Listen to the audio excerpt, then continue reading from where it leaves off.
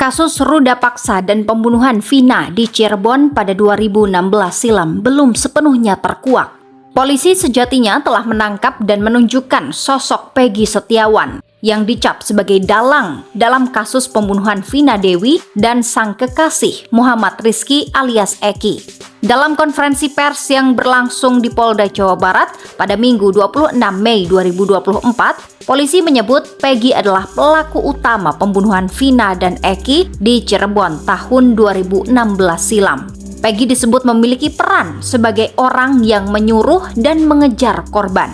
Peggy memukul korban Eki dan Vina menggunakan balok kayu, kemudian membawa mereka menuju TKP di lahan kosong seberang SMP Negeri 11 Cirebon. Di lokasi tersebut, para tersangka melakukan aksi pembunuhan dan ruda paksa sebelum akhirnya membawa korban ke flyover dan meninggalkannya.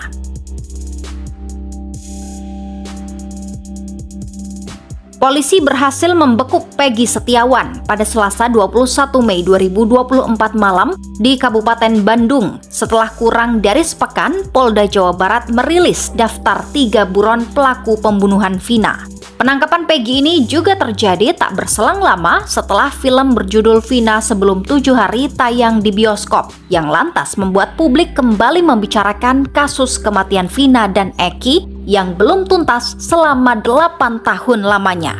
Masyarakat pun bertanya-tanya apa yang menjadi kendala polisi selama 8 tahun terakhir untuk dapat menangkap Peggy. Selain itu, ciri-ciri Peggy dari yang diunggah polisi sebelumnya berbeda dengan Peggy yang ditangkap. Dalam konferensi persnya, polisi menjelaskan alasan penangkapan pelaku buron kasus Vina yang membutuhkan kurun waktu 8 tahun lantaran Peggy mengganti namanya menjadi Robi. Polisi juga mengatakan tak ada satupun tersangka yang mau mengungkap sosok Peggy. Terkait mungkin pertanyaan pertama nih, pertanyaan paling banyak kami terima. Kenapa kok lama? Yang pertama, bahwa pasca kejadian PS ini kemudian meninggalkan kampung halamannya, dia pergi ke Katapang sebagaimana tadi dijelaskan oleh Pak Kabid Humas. Di sana dia tinggal satu kos bersama ayah kandung dan ibu tirinya. Namun PS tidak mengenalkan diri sebagai anak kandung daripada ayahnya. Di sana dia mengaku sebagai keponakan, demikian juga bapaknya mengenalkan kepada pemilik kos bahwa PS adalah keponakannya. Hal ini dikuatkan dengan keterangan pemilik kos yang sudah kita minta keterangan. Demikian juga nama sudah diganti, bukan lagi PS tetapi menggunakan nama Robi. Yang kedua, kenapa kita sulit untuk menemukan ini, bahwa tidak ada satupun pelaku lain yang berani menerangkan bahwa PS itu ini orangnya.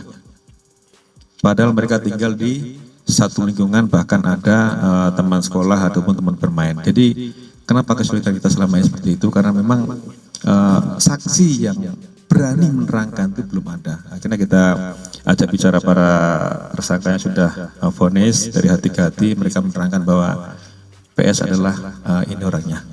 Sehingga kami bermudah untuk melakukan pelacakan.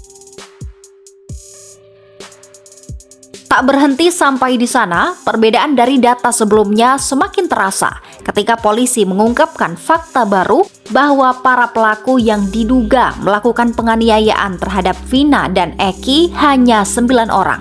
Sehingga tersangka Peggy Setiawan alias Perong yang ditangkap Selasa lalu merupakan DPO terakhir. Jadi perlu saya tegaskan di sini rekan-rekan bahwa tersangka semua bukan 11 tapi 9. Sehingga DPO hanya 1. Untuk itulah kami selama ini meyakinkan bahwa 5 keterangan berbeda dari tersangka itu ada yang menerangkan 3. Ada lagi menerangkan 3 dengan nama berbeda. Ada yang menerangkan 5, ada yang menerangkan 1. Setelah kami melakukan penyidikan lebih mendalam, ternyata 2 nama yang disebutkan selama ini itu hanya asal sebut. Jadi tidak ada tersangka lain. Namun apabila nanti di kemudian hari muncul tersangka lagi, ya kami akan periksa. Tetapi sejauh ini fakta di dalam penyidikan kami, tersangka atau DPO adalah 1, bukan 3. Jadi semua tersangka jumlahnya 9, bukan 11. 8 melakukan persetubuhan, yang 1 tidak.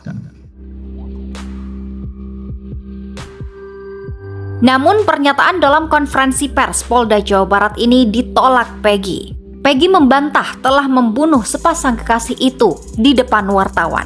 Bahkan Peggy menganggap bahwa tuduhan yang ditujukan kepadanya merupakan sebuah fitnah dan mengaku rela mati jika benar-benar melakukan pembunuhan itu.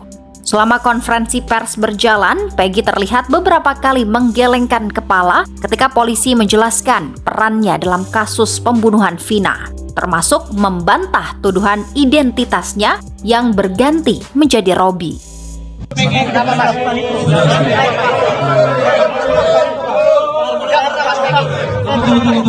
Agar tertib, tunggu sabar. Kenapa ganti identitas? Tidak. Kenapa ganti Robi namanya? Panggilan saya itu. Nama gaul saya. Saya tidak pernah melakukan pembunuhan itu. Ini fitnah. Saya rela mati. Saya rela mati. Tidak.